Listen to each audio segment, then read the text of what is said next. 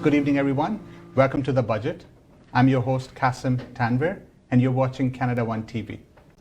What is the budget? The budget is about how you can make money, save money, and everything that goes around it. So we'll be going over investment opportunities, money-making ideas that are out there, evaluating them for pros and cons, and educating our viewers as we go along. So the topic for today is rental property an investment or a hassle? And today we have with us Hiba Shafiq, who is a sales representative, a real estate sales representative, and Julie Cardosa, who's a mortgage specialist. So welcome, Hiba and Julie. How are you guys doing? Thank you for having us today. Great. To start off with, so is rental property an investment or a hassle? What do you say? First, I want to thank you, Kasim, for having me today. I love the concept of your show, as I'm a big fan myself on educating people.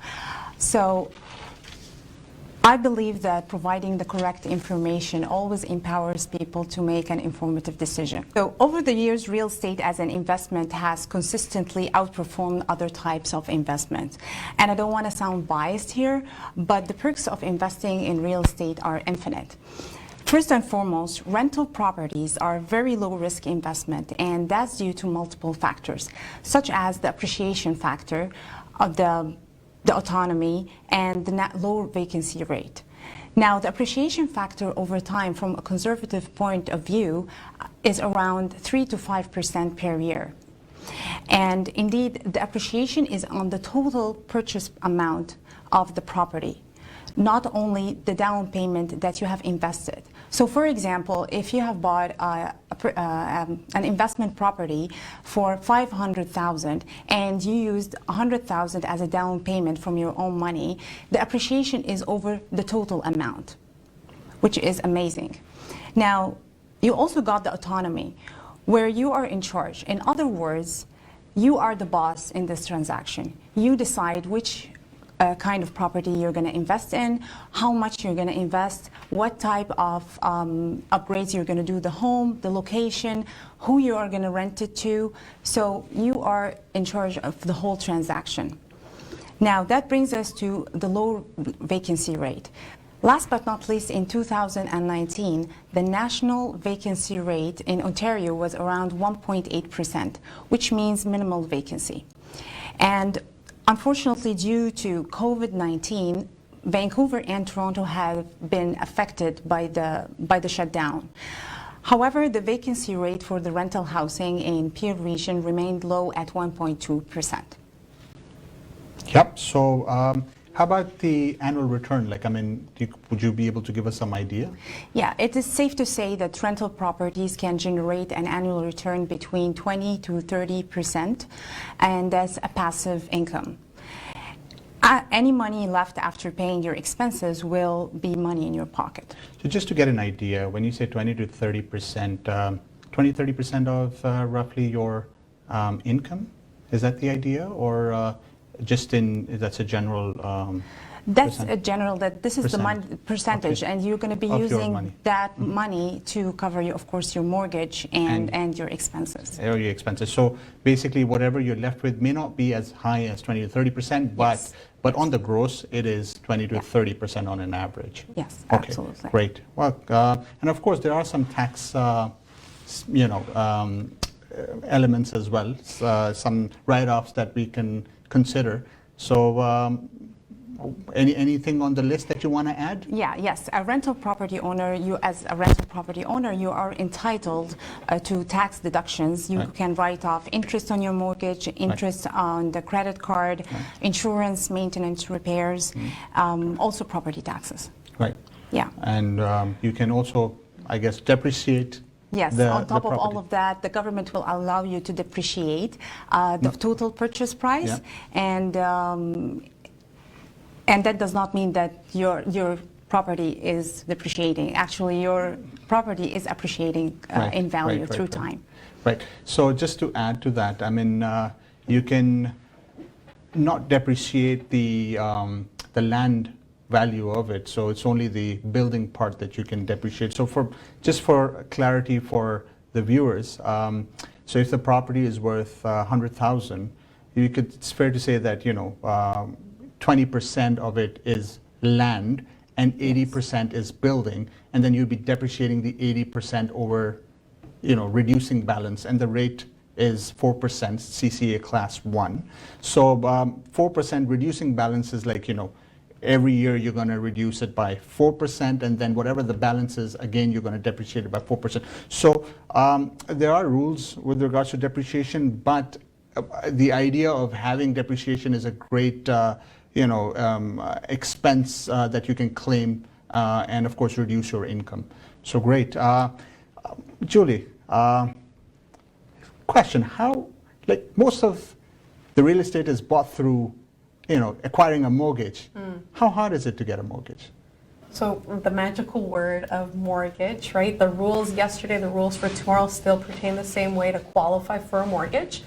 And I always bring it down to the simple basics of ABC here. And qualify for a mortgage sounds like this with most banks and lenders, Yep. where you need to verify a source of income Yep. and how you're going to sustain the payment frequency of Right. owning the property and paying the mortgage. Number two, assessing credit. So what is the client's current debt situation and tomorrow's obligation of sustaining their payments? And number three, what we're looking at now is your down payment source. How much down payment do we have? Right. And what type of source is it? Is it down payment all from oneself, or is it pooled in through other products, services, family members, etc.? Right. By taking all this information, we'll run through what's called a stress test, so Yeah. quantifying the information, and that'll give us that magical number of how much mortgage you can qualify for today. Right. So, I mean, is it, when we're looking at the criteria, like what do you usually ask for? So again, it'll be the top three. Employment, ensuring the client is employed Yep. with a form of, say, a pay stub, a job letter, Yep. your previous tax year's tax documents. Yep. So that's for your employment. Yep. Number two, when you are working with a lender and preparing for that mortgage application, there is what's called a hard check on your credit bureau. Right. And that check is there, so you do want to be mindful of how many times you're Right. checking and Right. shopping. And lastly, three, and I'm going to reference Jerry Maguire here from the 90s movie, Show Me the Money. Right. You got to show the lender where your money's sitting. If it's in a bank, if it's at home, if it's coming from overseas, Yeah. you have to be prepared to show the bank transparency, 90-day, essentially, paper Right. trail of funds. Right. So essentially they cannot move their money for 90 days. So once it's in the bank, they can't touch it. Well, you can move your money around, right? There's no right or wrong here. The bank can't infringe or tell you what to do with your own money. But in the process of shopping for a home, and this transaction is serious by nature, and there's a lot of moving parts. So keeping funds, contained in your TFSA, your RSP, keeping it centralized in 1 or 2, 3 accounts will help to show the underwriter, show the lender, this is where my money has been, this Right. is the paper trail. Right. Well, I've got another interesting question for you, but we'll take a short break. Stay tuned.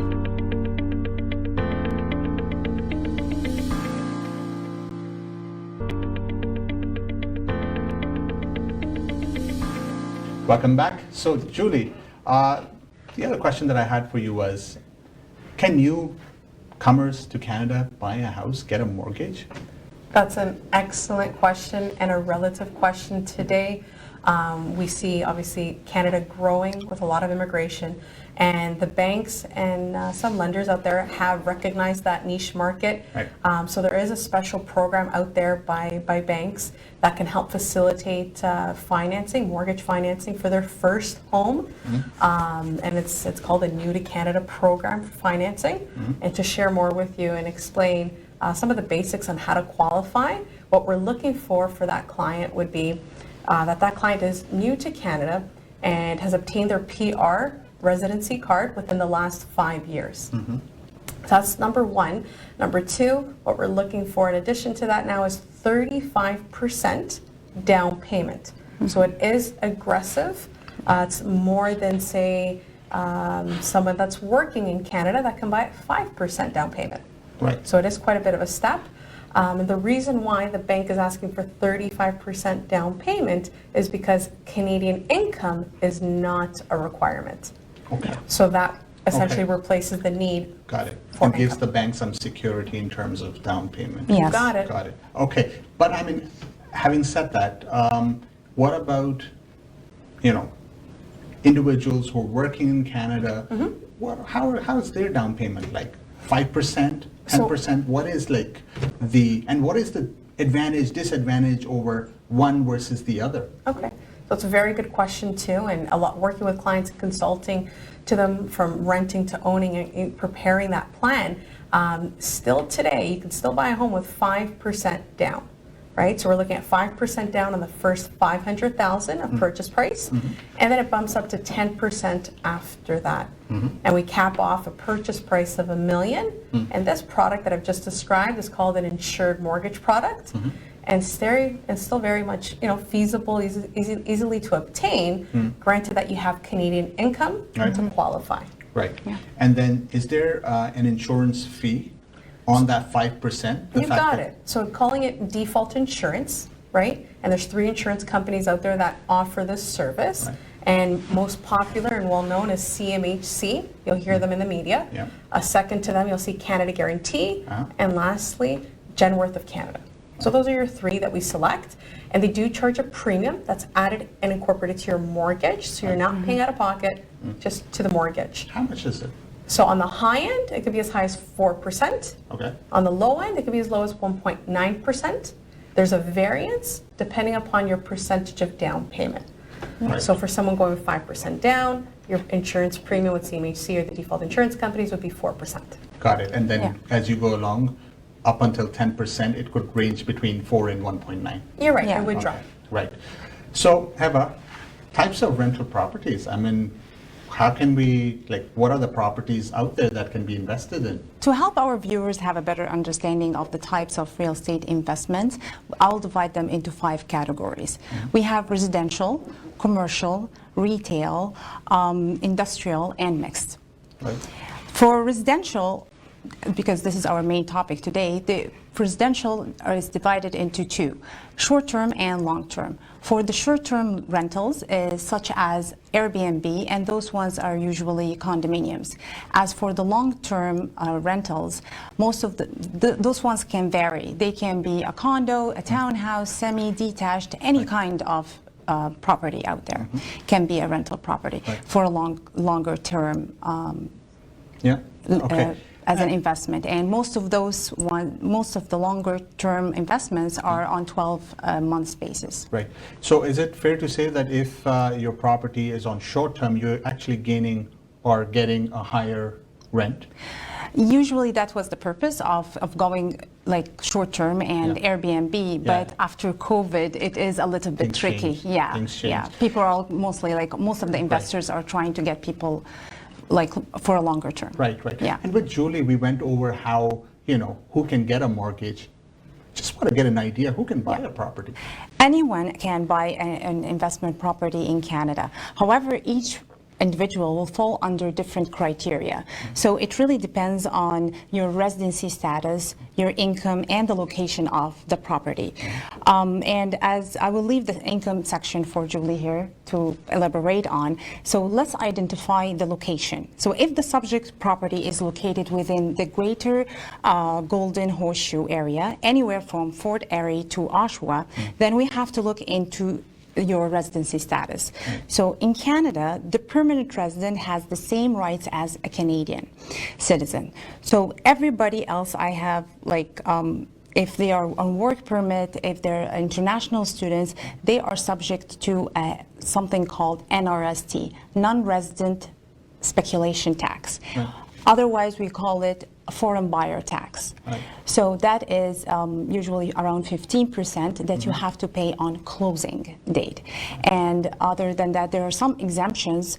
Usually, if you are a non-Canadian who is married to a Canadian citizen or someone who holds a permanent residency, then they are exempted from that tax. Right. However, they have to use that property as their primary residence. Okay, so it has to be a principal residence. Exactly, Okay. not for investment purposes. Not for investment purposes. Also, a refugee would be any protected person are also exempted from this tax. Right, great. Julie, I've got a question for you.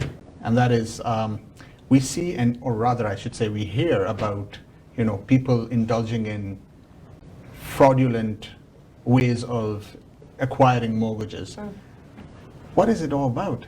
Is there anything such as, acquiring or providing, fake documentation? Does it happen out there? And if so, what are the consequences?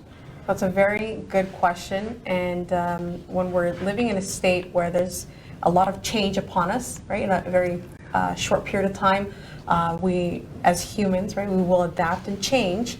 And often, depending on one situation, desperation may occur, or if a client or a person puts themselves in a very complicated situation, they may resort to other alternatives.